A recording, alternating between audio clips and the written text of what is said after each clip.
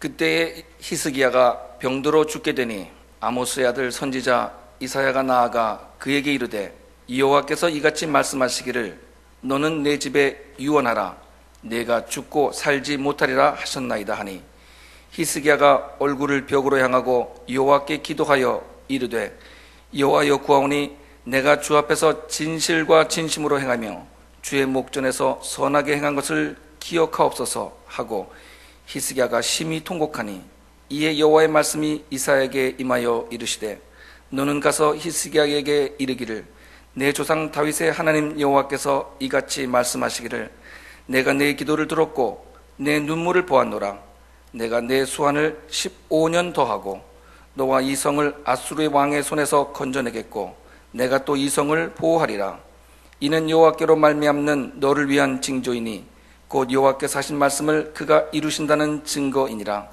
보라 아하스의 해시계가 나아가던 해 그림자를 뒤로 10도를 물러나게 하리라 하셨다 하라 하시더니 이에 해시계에 나아갔던 해의 그림자가 10도를 물러가니라. 아멘. 저는 이 시간이 제일 좋아요.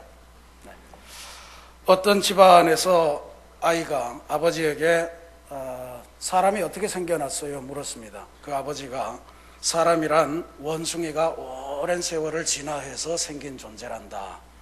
그러니까 이 아이가 엄마한테 가서 또 물었습니다. 엄마, 사람은 어떻게 생겨난 거예요? 사람은 하나님이 굉장히 형상을 닮아서 그렇게 창조하신 거란다. 그러니까 이 아이가 아니 아빠는 원숭이가 진화된 거라고 그러고 엄마는 하나님이 창조됐다 그러면 누구 말을 들어야 돼요? 그랬더니 엄마가 정확하게 대답을 해주셨습니다. 아빠네 집안은 원숭이가 진화해서 된 집안이고 우리 엄마 집안은 하나님이 창조하신 집안이란다. 자, 인사 한번 하시겠습니다. 네, 여러분 주위를 한번 살펴보십시오. 원숭이가 보이나요? 하나님이 보이시나요? 자, 인사하시겠습니다. 하나님의 걸작품이십니다. 하나님의 걸작품이십니다. 네. 추호도 원숭이가 진화됐다는 생각은 하시지 마시기 바랍니다. 네. 별로 아멘 안 하시네요? 하나님의 걸작품이십니다, 여러분들. 네. 자, 지금은 돌아가셨습니다만 인생 수업, 상실 수업 등의 베스트셀러로 세계적인 명성을 얻었던 키블러 로스라고 하는 미국의 정신과 의사가 있습니다.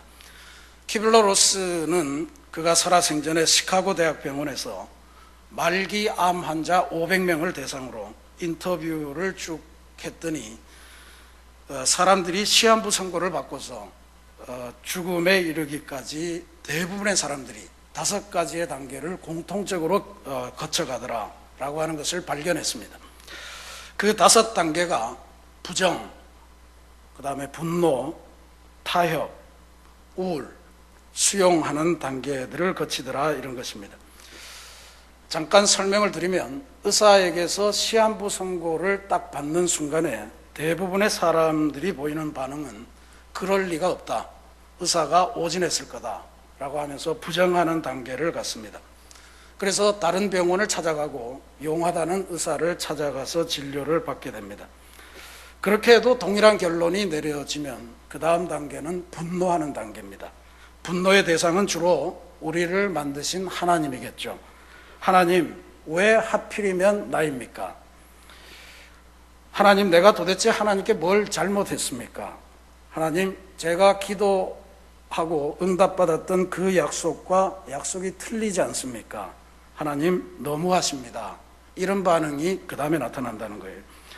분노의 시기가 지나면 타협의 단계에 이릅니다. 타협의 단계에서는 100이면 100, 하나님께 간절하게 메어 달리면서 하나님과 딜을 하려고 합니다. 하나님, 이번 한 번만 살려주시면 그 다음에 제가 이것을 약속하겠습니다. 서원 기도의 대부분이 이런 거죠. 타협이 끝나고 나면 그 다음에는 극도로 우울한 우울증의 단계로 들어간다고 그래요. 이 우울증의 단계가 사실 큰 문제입니다. 이 세상에서 사라지는 것에 대한 두려움이 엄습하고 사랑하는 사람들, 사랑하는 가족들, 사랑하는 나의 재산들을 두고 떠나는 것에 대한 아쉬움이 엄습합니다. 자신은 병석에 누워있지만 세상은 나 하나쯤 없어도 상관없다는 듯이 아무 문제 없이 돌아가는 세상에 대해서도 서운함을 느끼게 됩니다. 그리고 병원에 누워 있다 보면 왜 이 사람은 병문안을 아직까지도 오지 않을까 하는 것을 가지고 그 사람에 대해서 야속함도 갖게 됩니다. 이 우울의 단계를 거치고 나서 사람들은 비로소 눈앞에 와 있는 죽음, 이것을 현실로 받아들이고 이제는 하나님의 뜻에 맡깁니다. 하나님의 뜻에 순응하고 삶을 정리하는 수용의 단계로 나아가더라라고 하는 것입니다. 여러분은 어떻게 생각하십니까? 저는 이분의 이 설명을 듣고서 이것이 비단 말기 암 환자들만이 죽음을 맞는 방식이 아니다. 이거는 우리 그리스도인들이 우리의 인생이나 신앙생활에서 누구나 거쳐가는 과정이다. 우리의 기도가 전부 다 이런 과정을 다 갖고 있다라고 하는 것을 깨달았습니다. 우리가 하나님이나 예수님을 만난 과정, 이것도 이 5단계를 대부분 거쳐갑니다. 결론적으로 말씀드리면 우리가 신앙생활 한다는 것은 이 로스가 말한 5단계 중에 5단계, 수용의 단계를 날마다 얻도록 위해서 그리고 거기에서 평안을 얻도록 우리의 삶을 훈련하는 것이 바로 신앙생활입니다. 주님 뜻대로 살기로 했네 고백하는 우리들은 수용의 단계를 일관되게 살고 그 안에서 평안을 누리는 그러한 것이 습관화가 되어야 되는데, 그러려면 현실에 다가오는 행불행에 연연하지 않고 하나님께 송두리째 맡기고 살아가는 삶의 단계를 갖도록 훈련하는 것이 필요합니다. 내 주여 뜻대로 행하시옵소서, 살든지 죽든지 뜻대로 하옵소서 하는 찬송이 우리들의 귀한 찬송이 되어야 할 줄로 믿습니다. 사도 바울의 표현을 빌면 이것이 바로 그리스도의 장성한 분량에 이른 삶이고요, 웨슬리가 이야기한 바에 따르면 그리스도의 완전함에 이른 그러한 우리의 상태를 말합니다. 그런데 우리는 아쉽게도 어느 누구를 막론하고 그렇게 5단계의 삶을 자신 있게 살아갈 수가 없습니다. 우리의 삶과 우리의 신앙과 우리의 기도를 다 뜯어보면 사실은 다 1단계부터 4단계까지 사이에 어느 단계에 위치해 있다라고 하는 것을 우리가 다 알 수가 있습니다. 하는 일마다 꼬이고 실패해서 하나님께 분노할 때가 있지 않습니까? 또 하나님에게 기도해서 하나님으로 인해서 응답을 받아서 성공을 해봤으면 하면서 하나님과 거래하고 타협하는 이들도 있을 겁니다. 그러다가 하나님이 나를 버리셨다는 그러한 생각에 갑자기 신앙생활이 시들시들해지고 또는 영적인 극도의 우울증에 빠져가는 그러한 상태에 계신 분들도 있을지 모르겠습니다. 어쨌든 우리들은 이러한 로스가 말한 5단계의 삶, 이것을 우리의 신앙생활을 통해서 고스란히 진행해 가고 있다는 것, 이게 우리들이 겪고 있는 삶의 현실입니다. 오늘 우리는 인생의 최종적인 위기, 죽음에 직면해서 하나님을 온전히 수용하고 기도함으로써 새로운 생명과 인생을 선물 받은 히스기야라고 하는 인물의 이야기를 함께 봉독했습니다. 히스기야는 이스라엘의 왕이었습니다.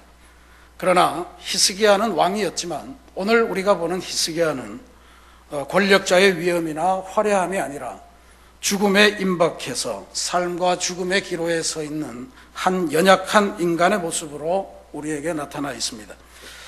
히스기야가 어느 날 하나님으로부터 청천벽력 같은 준엄한 예언을 한 말씀 듣습니다. 그가 곧 죽을 것이라는 예언이에요. 너는 내 집에 유언하라, 내가 죽고 살지 못하리라 하는 하나님의 말씀이 들려왔습니다. 히스기야는 이스라엘 왕 가운데서도 보기 드물게 하나님의 칭찬을 많이 받은 왕입니다.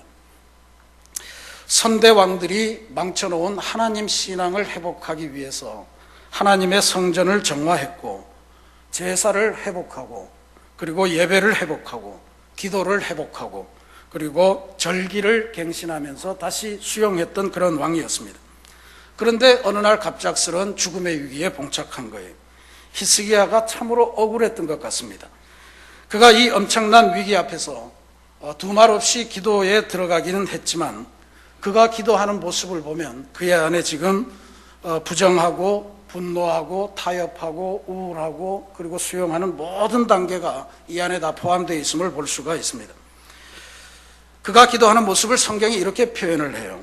히스기야가 심히 통곡하니. 얼마나 그랬으면 통곡을 하고 있겠습니까? 특별히 하나님에 대해서 그토록 하나님 신앙을 회복하려고 노력했던 자기 자신에게 주어지는 그 놀라운 재앙, 이것에 대해서 하나님에 대한 분노와 원망 같은 것이 아주 진하게 나타나지 않습니까?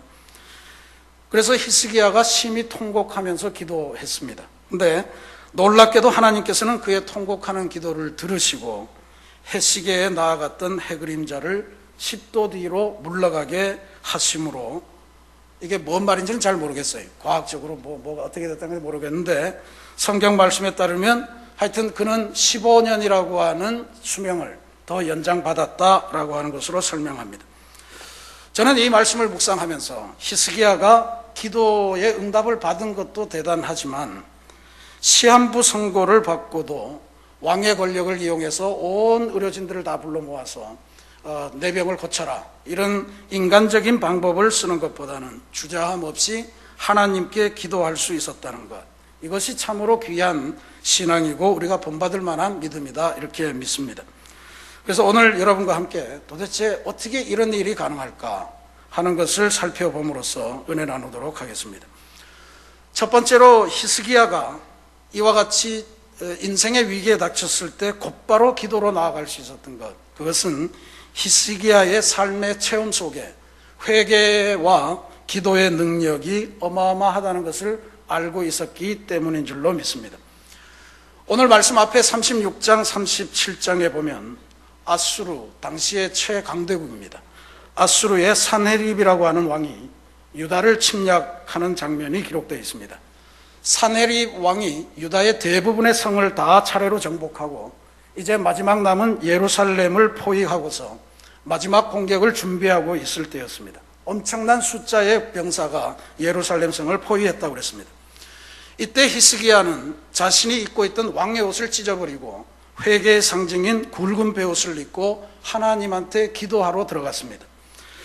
하나님께서 기도하는 히스기야를 보시면서 바로 응답하셨는데 놀랍습니다. 기도하던 그 밤에 여호와의 사자가 나가서 아수르 군대를 쳤다, 이렇게 성경이 보도합니다.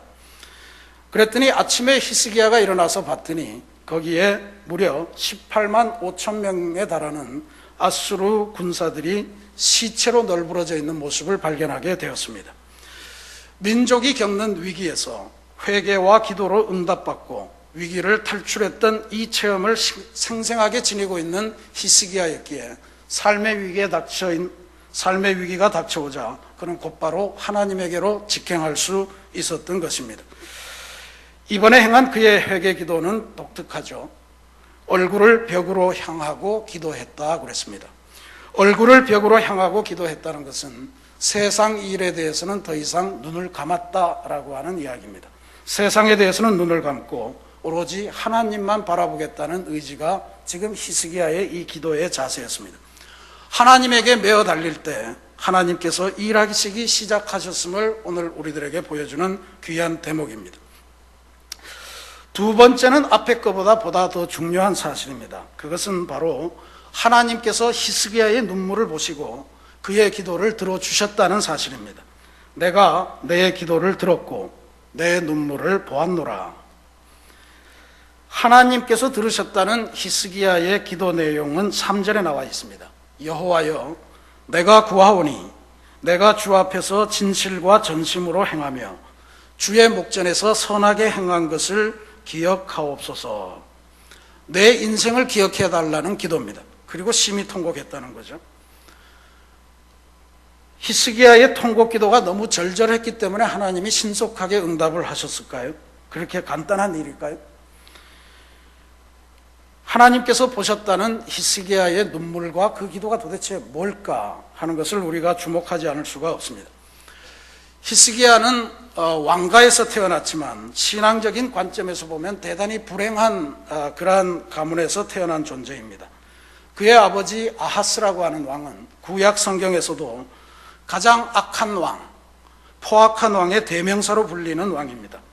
아하스는 백성들에게도 아주 폭정을 펼쳐서 원망을 진하게 샀던 왕인데, 그리고 하나님의 신전도 아주 어지럽혀서 하나님에게도 아주 절대적으로 찍혀있는 그러한 왕이었습니다.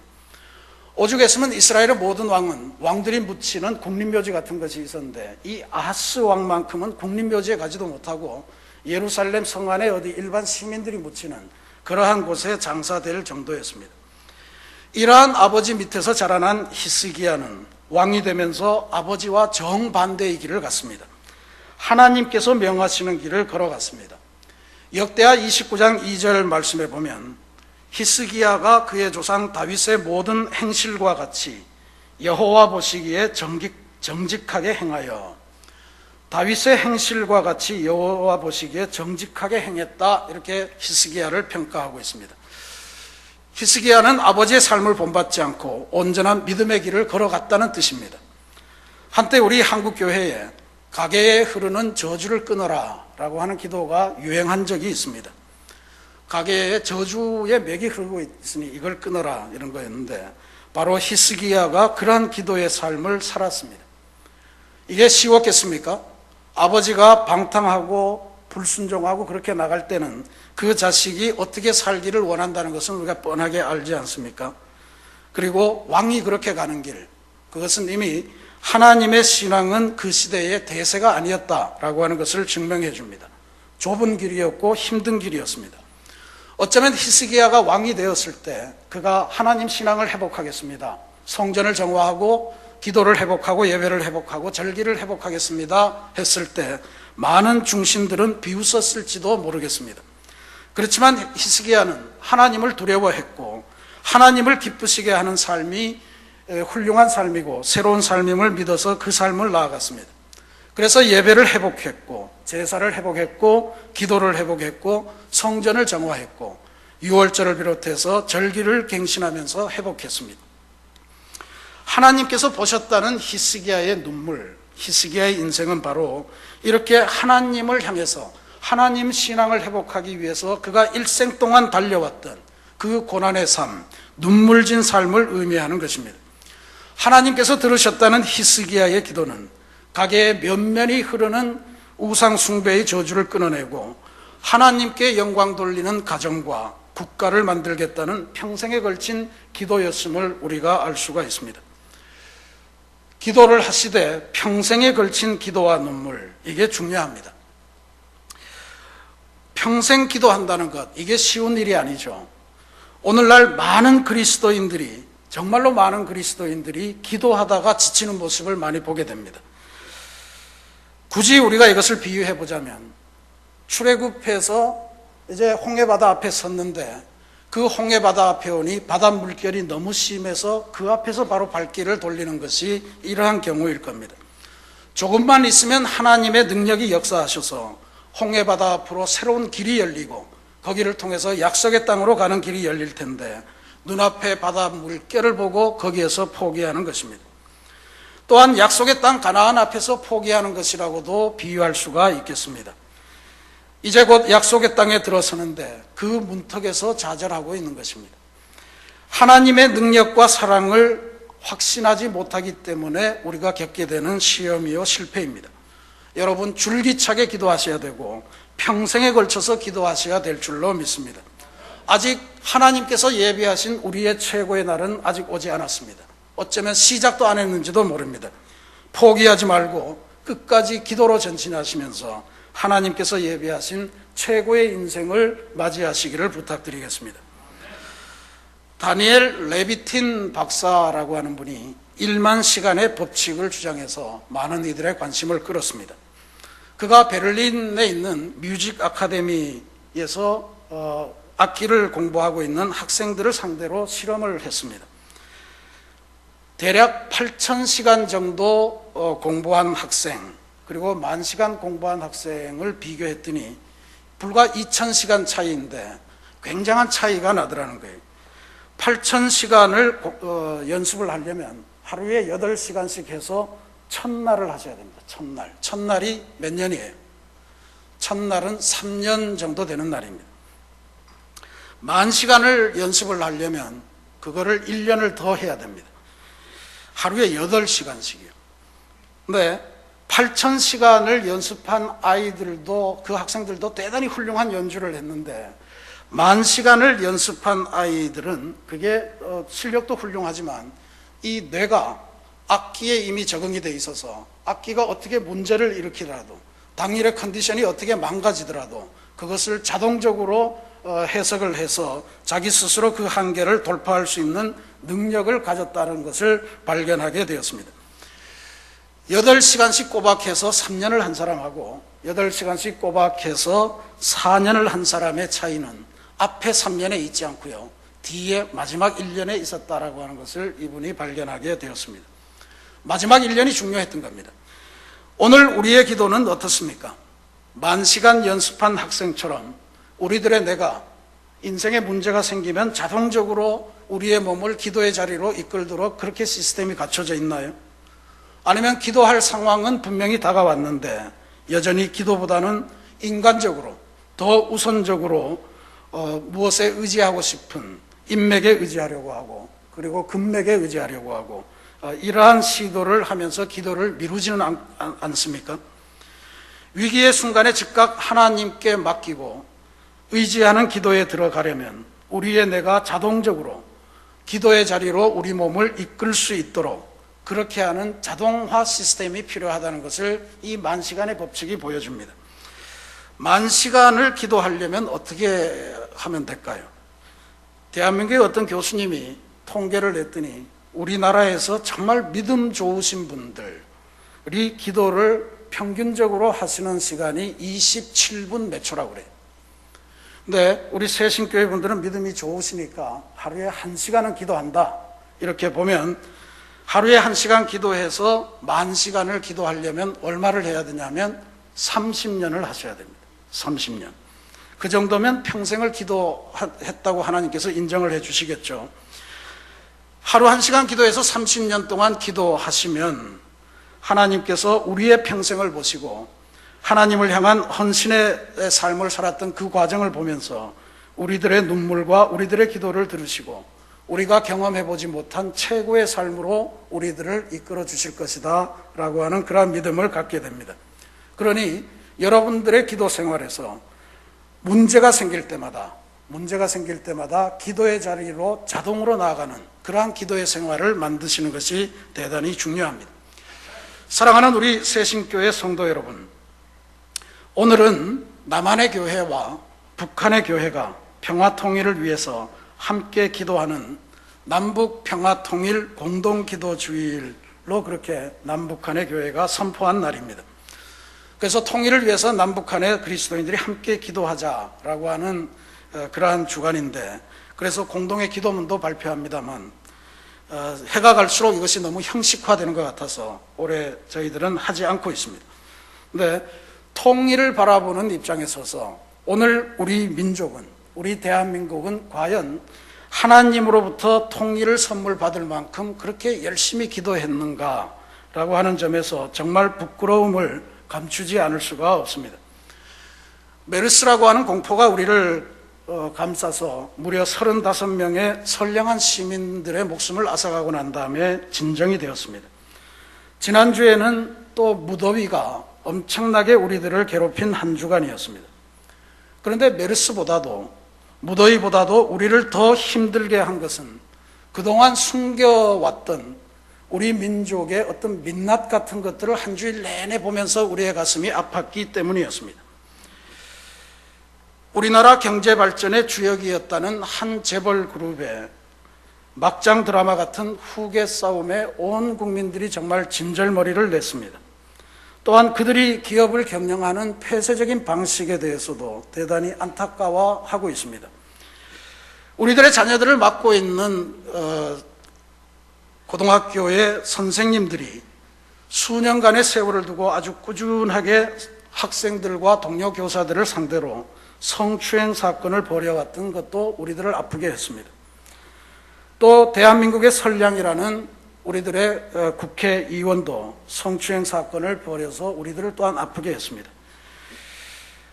오늘날 우리들의 윤리의식과 우리들의 도덕성이 도대체 어디까지 와 있는가 우리들은 과연 선진국, 세계 10위의 강대국이라고 하는 이 명성을 지킬 정도로 도덕적으로 훌륭한 사회인가 하는 것에 대해서 대단히 심각하게 반성하고 회개하지 않으면 안 될 그러한 지점임을 보여주는 것이었습니다. 저는 이러한 민족의 위기 상황 속에서 우리의 지도자이신 대통령께서 히스기야처럼 기도하러 들어가는 모습을 보이셨으면 좋겠다.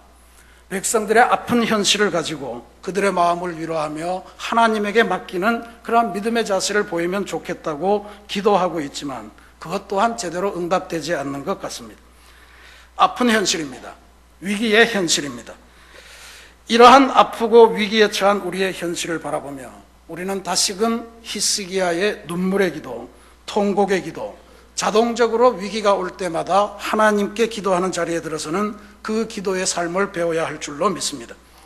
히스기야처럼 우리도 위기의 순간에 자동으로 하나님만을 바라보는, 하나님만을 향하는 그러한 기도의 삶을 일상화하셔야 될 줄로 믿습니다.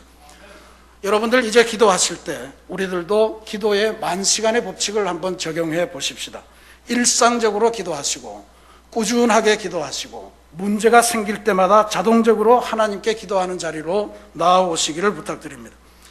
문제가 생길 때마다 지금은 기도할 때구나, 내가 승진할 때 기도할 때구나, 내가 합격했을 때 지금이 기도할 때구나 하면서 그 놀라운 승리의 기쁨들을 기도로 안정화시키시는 여러분들이 되시기를 부탁드립니다. 문제가 생길 때마다, 축하할 일이 생길 때마다 우리들의 뇌가 자동적으로 기도의 자리로 우리를 이끌도록 응답하는 그런 어떤 영적인 신체의 시스템, 기도의 시스템, 신앙의 시스템을 만들어 가십시다. 그러면 하나님께서 우리들의 눈물의 삶과 기도의 삶을 보시고 우리의 모든 기도에 응답하셔서 최고의 삶, 여태까지는 전혀 맛보지 못했던 아름다운 삶으로 인도해 주실 줄로 믿습니다. 특별히 분단 70년의 아픈 삶을 살아가는 이 민족이 기도하는 일상을 회복할 때 하나님께서는 통일의 새 역사를 베풀어 주실 줄로 믿습니다. 이러한 은총이 충만해서 여러분들의 기도 생활을 통해서 하나님께서 우리에게 최고의 인생, 최고의 가정, 최고의 교회, 최고의 민족을 허락하시는 위대한 삶을 사는 그러한 역사가 충만하기를 주님의 이름으로 축원합니다. 같이 기도하시겠습니다.